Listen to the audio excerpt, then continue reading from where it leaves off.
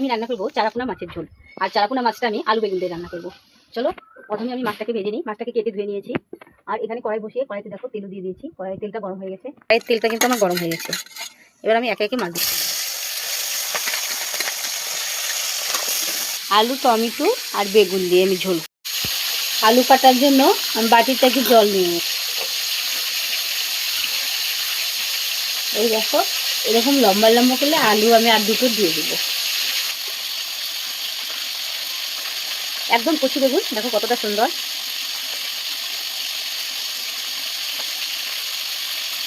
বেগুনগুলো আমি 4 ভাগ করে কেটে নিলাম। এবার আলু বেগুন কাটা হয়ে গেছে। এবার কেটে নেবো আমি টমেটো। দেখো টমেটো সাইজটা দেখো কতটা সুন্দর। টমেটোগুলো এরকম লম্বা লম্বা করে কেটে নিচ্ছি। আমার মাছগুলো খুব সুন্দর করে ভাজা হয়ে গেছে। মাছগুলো আমি এক এক করে তুলে নিব।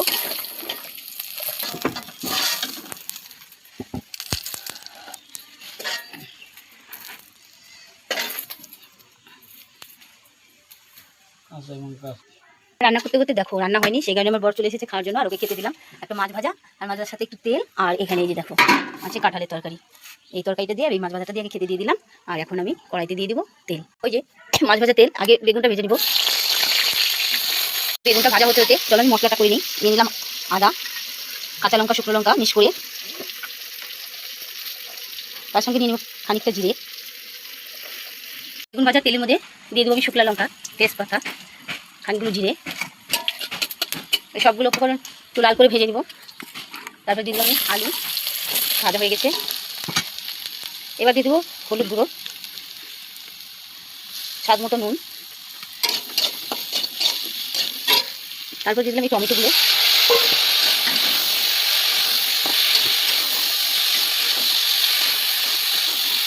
দেখো আলু টমেটো দিয়ে কতটা সুন্দর লাগছে। আর এবার বেটে রাখা সব মশলাগুলো দিয়ে দিলাম। এগুলো সব দিয়ে একটু ভালো করে কষিয়ে নিব একসঙ্গে। সামান্য একটু মশলার সাথে জলও ছিল, আমি একটু ঢাকা দিয়ে দিব। দিয়ে দিলাম ঢাকা। ঢাকাটা দিয়ে একটু আঁচটা কমিয়ে দিলাম। ঢাকনাটা তুলে দিই। ওয়াও দেখো কতটা সুন্দর একদম মশলাটা কষেও গিয়েছে। আর আলু টমেটো একদম সিদ্ধ হয়ে গেছে। দেখো একদম কি সুন্দর লবলদা হয়ে গেছে।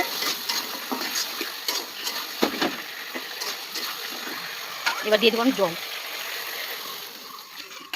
দিয়ে দিলাম পরিমাণ মতো জল। এবার একটু ঝোলটা ফুটুক। দেখো আমার ঝোলটা ফুটে গেছে। এবার ভেজে রাখা বেগুনটা ছেড়ে দিলাম।